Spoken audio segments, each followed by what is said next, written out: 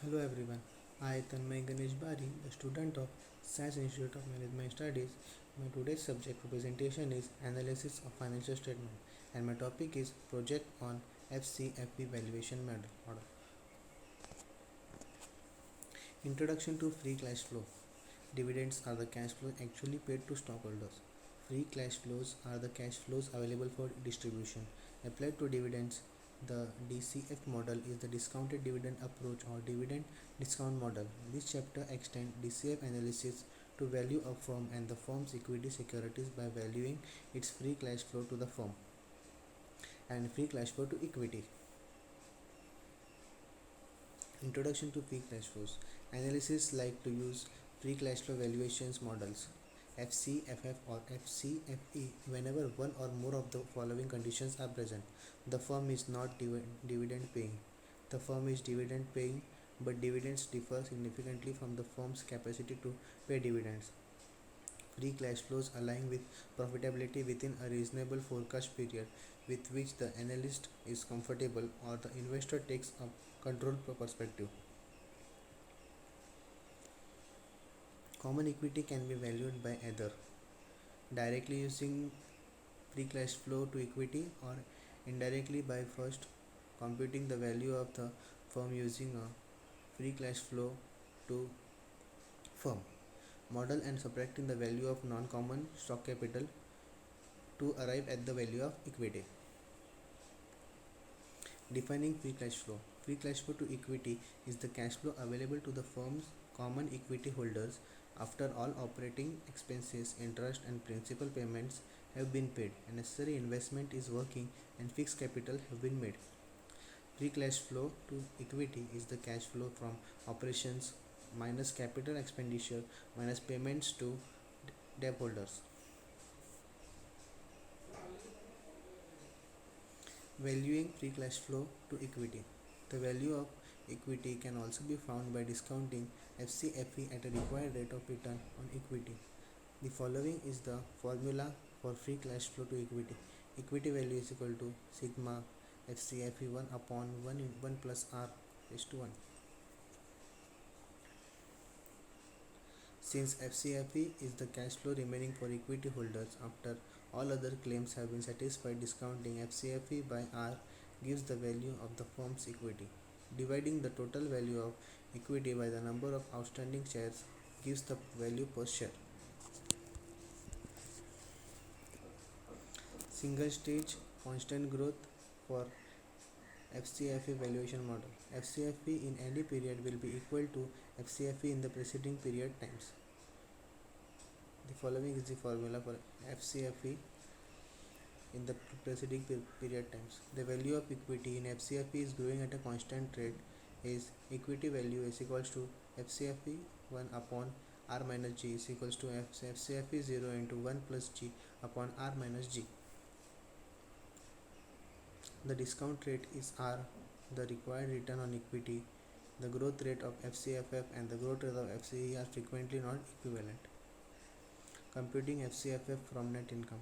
This equation can be written more compactly as FCFF is equals to NNI plus depreciation plus interest into 1 minus tax rate minus including FC minus involved WC, or FCFF is equals to EBIT into 1 minus tax rate plus depreciation minus capital expended minus change in working capital minus change in other assets.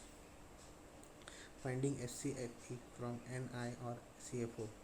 Subtracting after tax interest and adding back net borrowing from the FCFF equation gives us the FCFE from NI or FCFO. FCFE is equals to NI plus NCC minus INV into FC minus INV into WC plus net borrowings. FCFE is equals to CFO minus INV into FC plus net borrowing. Forecasting free cash flows. Computing FCFF and FCFE based upon historical accounting data is straightforward. Oftentimes, this data is then used directly in a single stage DCF valuation model. On other occasions, the analyst desires to forecast future FCFF or FCFE directly In this case, the analyst must forecast the individual components of free cash flow. This section extends our previous presentation on computing FCFF and FCFE to the more complex task of forecasting FCFF and FCFE. We present FCFF and FCFE valuation models in the next section. Given that we have a variety of ways in which to derive free cash flow on a historical basis, it should come as on no surprise that there are several methods of forecasting free cash flows. One approach is to compute historical free cash flow and apply some constant growth rate. This approach would be appropriate if free cash flow for the firm tended to grow at a constant rate, and if historical relationship between free cash flow and fundamental factors were expected to be maintained.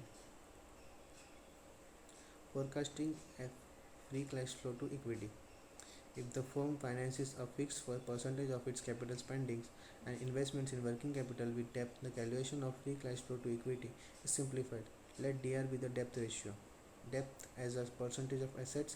In this case, FCFE can be written as FCFE is equals to NI minus into 1 minus DR into capital spending minus depreciation into 1 minus DR INB into WC.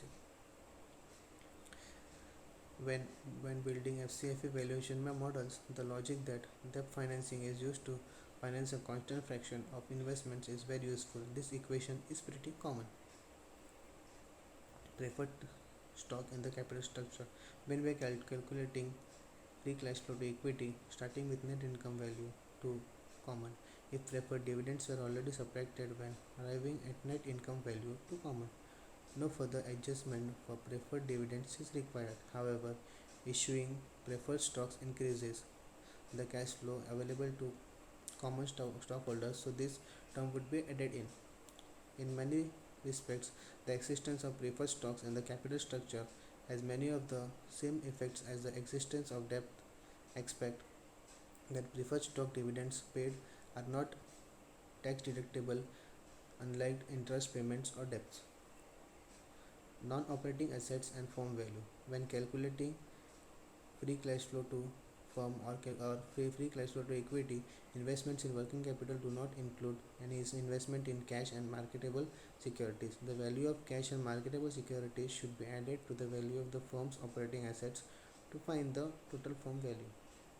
Some companies have substantial non-current investments in stocks and bonds that are non-operating subsidiaries but financial investment. This should be reflected at their current market value based on accounting conventions. Those securities reported at book values should be revalued to market values. Finally, many corporations have overfunded or underfunded pension plans. The excess pension fund assets should be added to the value of the firm's operating assets. Likewise, an underfunded pension plan should result in an appropriate subtraction from the value of operating assets. By this, end up my presentation. Thank you for your attention.